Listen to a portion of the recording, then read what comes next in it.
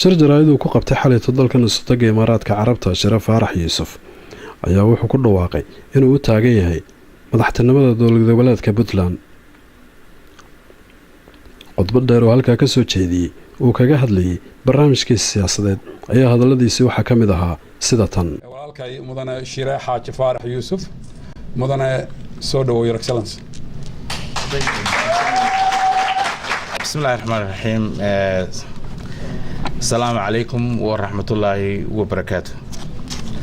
مدنيال يا مروي وعن مركو رئيس السلام يا مرت شرفته يا بعد الصحافة آد بان ugu faraxsanahay ka soo qayb galkiina war saxaafadeed kan mudane marweyn waxaan salaan qiimo badan u dirayaa dadweynaha Puntland ee ku nool dalka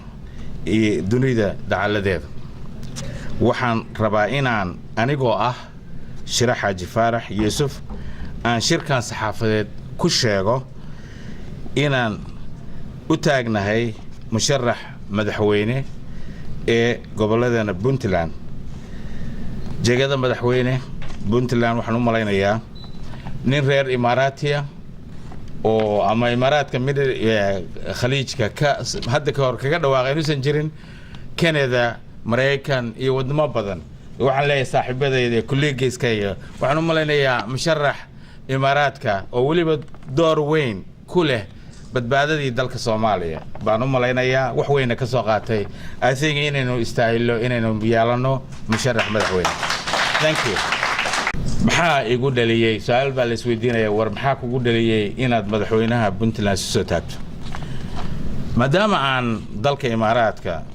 oo aan ka fogeyn dalkii Soomaaliya ku noolahay muddo badan oo rag badan oo saaxiibada meesha ay la fadhiyaan safarro badan ku kala bixinay Puntland xog dhaban aan ka hayay waxaan leeyahay Puntland xogaal baan u ahay wax diaspora mihi baasaboorkayguna Soomaali weey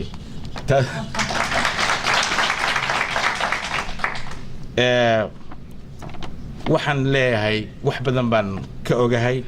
wax badan oo talooyin aan ka soo jeedinay ama la qaybsaday madaxdii isdaba joog ahayd ee kala dambeysay Puntland oo aan la qaybsanay talo iyo tusaalaba waajiday ma dhihi karo 15 sano la soo dhaafay Puntland wax lagama qaban ma dhihi karo sababtoo institutions badan baa la dhisay waxyaalo badan baa la qabtay laakiin Puntland meeshii la rabay in la gaarsiiyo lama gaarsiin waxaana isleeyahay haddii la ii doorto oo ilaahayna ila qabto waxaa ka dhiman Puntland inaan gaarsiin karo himilooyinka ay Puntland hiigsanaysa 15 sano la soo dhaafay oo la dayacay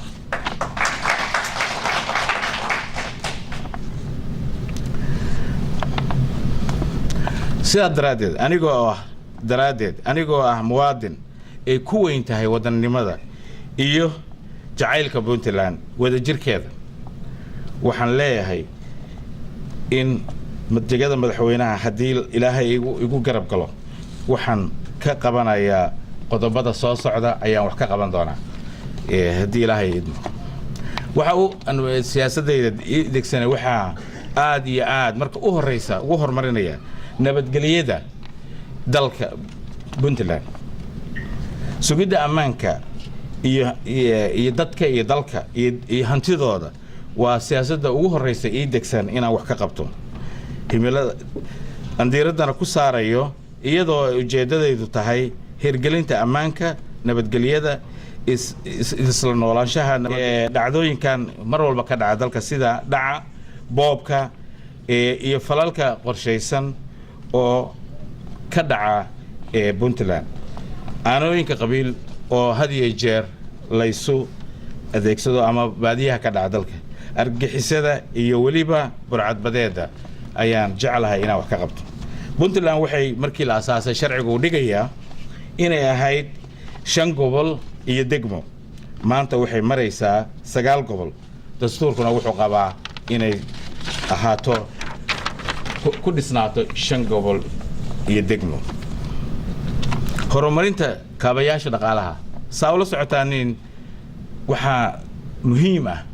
in kaabayaasha dhaqaalaha la kobciyo ee sida dekeda aeroboorada ee dariiqyada kuwii hore oo adogtiin sida Puntland ay yihiin dariiqyadeeda iyo burburka yaal oo la dayactiro waxna laga qabto